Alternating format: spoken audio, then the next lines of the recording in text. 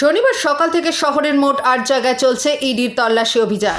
National judicial একাডেমির অনুষ্ঠানে একই মঞ্চে সুপ্রিম কোর্টের প্রধান বিচারপতি ও মুখ্যমন্ত্রী মমতা বন্দ্যোপাধ্যায়।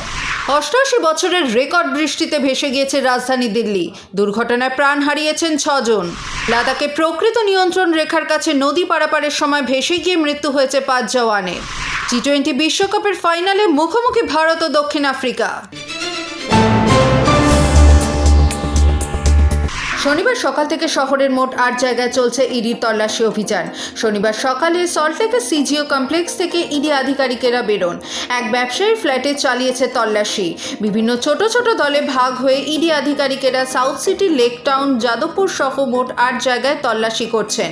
সূত্রের খবর, ভিন রাজ্যের আর্থিক প্রতারণা সংক্রান্ত কোনো মামলায় তল্লাশি অভিযান চলছে। ন্যাশনাল জুডিশিয়াল একাডেমির অনুষ্ঠানে সুপ্রিম কোর্টের প্রধান বিচারপতির সঙ্গে একই মঞ্চে মুখ্যমন্ত্রী মমতা বন্দ্যোপাধ্যায়। অনুষ্ঠানে উপস্থিত ছিলেন কলকাতা হাইকোর্টের প্রধান বিচারপতি টি.এস. শিবজ্ঞানম। ওই অনুষ্ঠানে মুখ্যমন্ত্রীর আর্জি, বিচার ব্যবস্থায় রাজনৈতিক পক্ষপাতিত্ব থাকা উচিত নয়।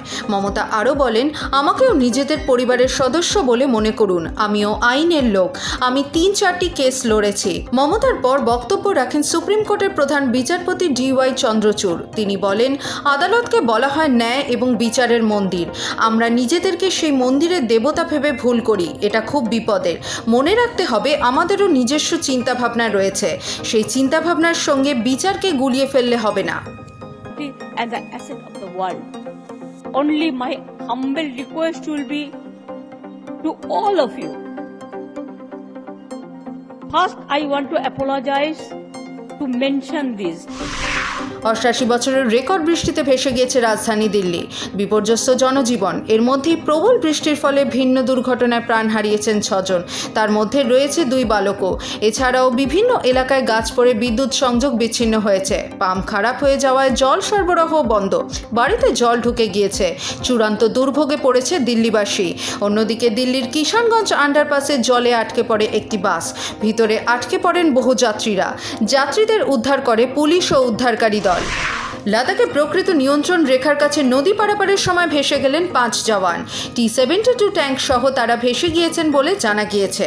প্রতিরক্ষা মন্ত্রী রাজনাথ সিং সোশ্যাল মিডিয়ায় জানিয়েছেন, মৃত্যু হয়েছে তাদের সকলেরই। ওই জওয়ানদের মধ্যে ৪ জন জওয়ান এবং ১ জন জুনিয়র কমিশনড অফিসার। টি-20 বিশ্বকাপের ফাইনালে মুখোমুখি ভারত ও দক্ষিণ আফ্রিকা। রোহিত শর্মার সামনে ট্রফি জয়ের হাতছানি। অন্যদিকে চোকার্স বদনাম ঘোচানোর সুযোগ দক্ষিণ আফ্রিকার সামনে।